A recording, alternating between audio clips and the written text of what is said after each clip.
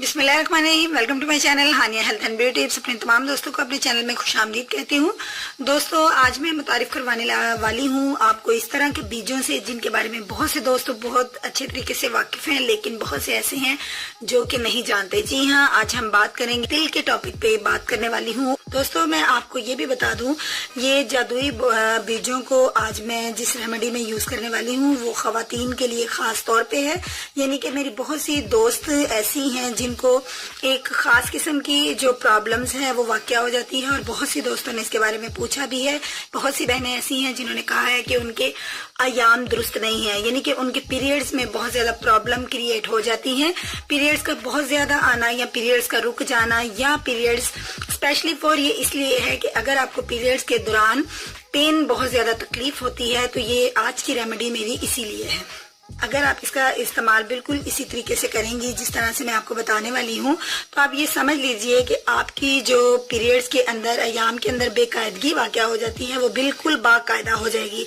यानी कि आपको पीरियड जो है वो रूटीन में लाने के लिए ये एक ज़बरदस्त और मौसर किस्म की दुआ है। इसका इस्तेमाल अब हमने इस तरीके से करना है कि दोस्तों, आप ले लीजिए एक गिलास नीम गर्म पानी।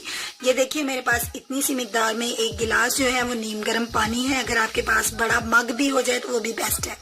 अब इस नीम गर्म पानी में आपने इन तिलों की मिकदार कितनी लेनी है, ये मेरे पास टीस्पून है, इसको साइड पे करूंगी मैं। और टेबल स्पून जो है आपने 1 टेबल स्पून जो भर के है वो इसके अंदर ऐड कर लेना है। ऐड कर लीजिए। और इसके बाद मेरी बहनों ने क्या करना है कि इसके अंदर आपने ऐड करना है 1 टेबल स्पून शहद। शहद के बारे में आप जानते हैं, हमारे नबी करीम सल्लल्लाहु अलैहि वसल्लम ने फरमाया है कि ये तमाम बीमारियों के लिए शिफा है। आप इसको यूज करके देखिए। ये इस तरीके से आपने जब इन दोनों चीजों को मिक्स कर लेना है, ये बहुत सिंपल सा, आसान सा, सस्ता सा टोटका है, लेकिन ये आपकी एक बहुत बड़ी प्रॉब्लम से आपको निजात दे देगा। दोस्तों, आपने इसको इसी तरीके से मेरी दोस्त बहनों ने यूज करना है, और इसका इस्तेमाल आपने डेली करना है।